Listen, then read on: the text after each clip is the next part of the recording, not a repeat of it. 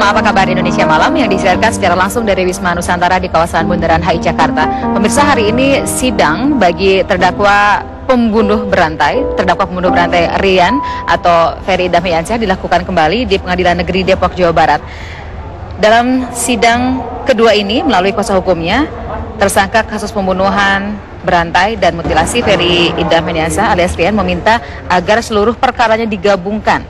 Dalam kasus mutilasi Haris Santoso, Rian didakwa hukuman mati, karena itu ia mengaku tak perlu lagi ada persidangan. Bagi Rian, penggabungan perkara diharapkan dapat membuat sidang menjadi lebih efisien.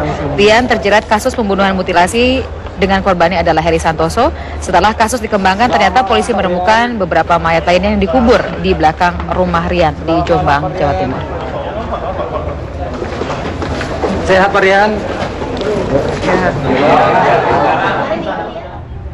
Kita kembali lagi dengan dua tamu saya.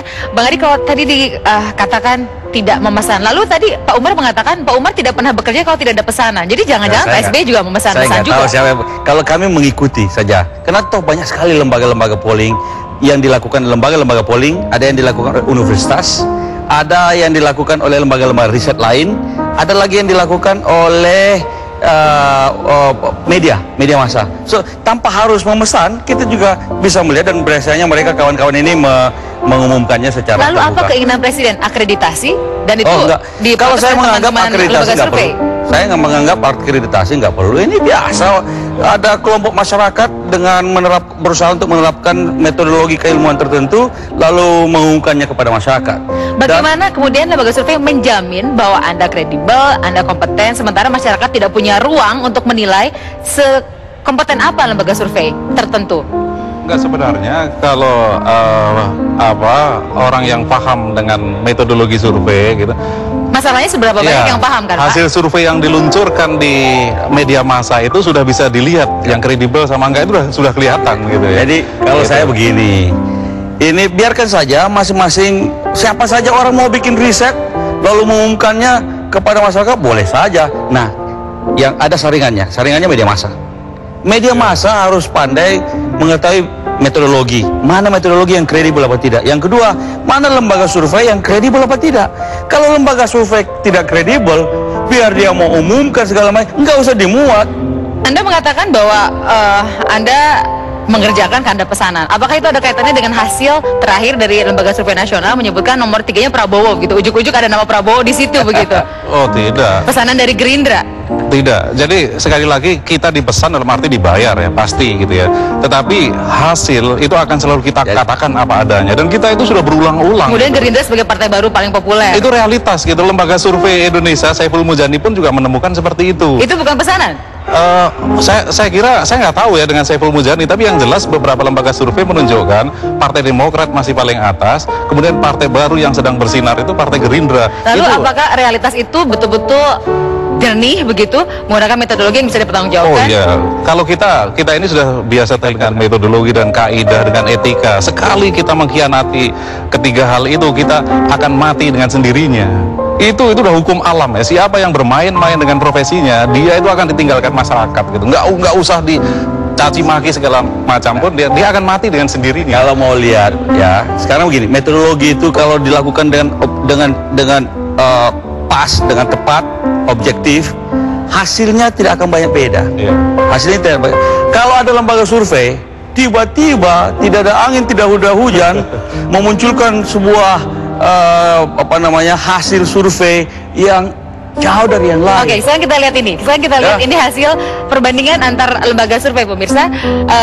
Di sini terlihat bahwa berbeda-beda begitu. Oke lah, nomor 1 selamat buat Partai Demokrat, Anda Bung Andi begitu. Tetapi Dana Reksa Research Institute menunjukkan lain, PDIP nomor 1.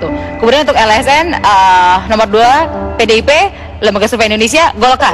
Kemudian ini berbeda-beda untuk urutan kedua, bahkan nomor 1 pun berbeda-beda. Artinya kan kalau partai kan banyak yang mengatakan bahwa akan bekerja sesuai dengan hasil survei. Lalu bagaimana mereka memilih hasil survei lembaga manakah yang menurut mereka paling reliable dan bisa mereka gunakan sebagai strategi mereka ke depan? Ini kan kenapa bisa berbeda-beda, itu dilaksanakan survei ini pada kurun waktu yang berbeda. Di perubahan perilaku pemilih menjelang pemilu ini sangat dinamis sekali, sangat cepat sekali ya. 1 bulan saja itu sudah bisa terjadi perubahan perilaku pemilih yang sangat cepat. Ini termasuk Prabowo jadi nomor 3 itu memang mungkin terjadi begitu?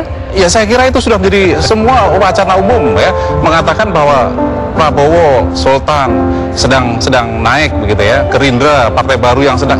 Saya kira kalau semua lembaga survei itu dibuka, itu faktanya seperti itu. Gitu. Begini, jadi lihat baik-baik lembaga survei. Pertama, sampelnya berapa? Iya. Margin of kalau error-nya sampelnya gimana? cuma 400 atau itu sudahlah nonsense. Dengan Indonesia yang begitu luas, Anda sampel dengan 400.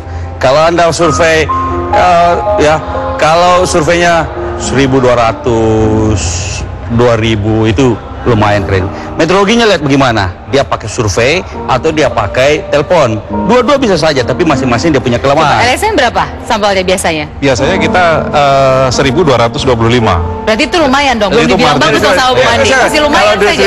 Oke, masih lumayan. Nah, Iya. sekarang Lumayan tapi belum bagaimana? bagus.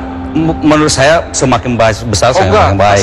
saya tidak setuju dengan Bung Andi. Jadi kalau Kalau- margin errornya makin sempit. Oke. Ya, Menurut semakin Anda- banyak Semakin itu, besar itu. semakin margin errornya semakin sempit. dari pengalaman di Amerika pun menunjukkan ya bahwa semakin besar sampel itu tidak berarti semakin mencerminkan populasi. Yang menentukan itu adalah metodologinya. Begini. Dan itu sudah dimulai yang dari namanya Gallup. jumlah sampel itu bagian dari Iya, betul. metodologi, Bung. Iya. Jadi kalau semakin besar sampel, semakin kecil margin of error, ya. Yang kedua, bagaimana melakukannya? Iya. Apakah bagaimana daftar pertanyaan yang dibuat? Kalau daftar pertanyaan dibuat, misalnya karena pesanan seseorang, lalu ditunjukkan supaya partai ini nomor 1 atau lalu kemudian, nah, itu ada cara struktur dari Saya ingin pertanyaan ngasih itu. satu contoh ya, Mbak Dan Tina itu. ya. Pernah ada sebuah lembaga survei dan dipimpin oleh seorang profesor di sebuah perguruan tinggi negeri ya di Indonesia ini. Sampelnya itu 26.000 sekian. Kemudian hasilnya itu menempatkan Sutioso di peringkat pertama.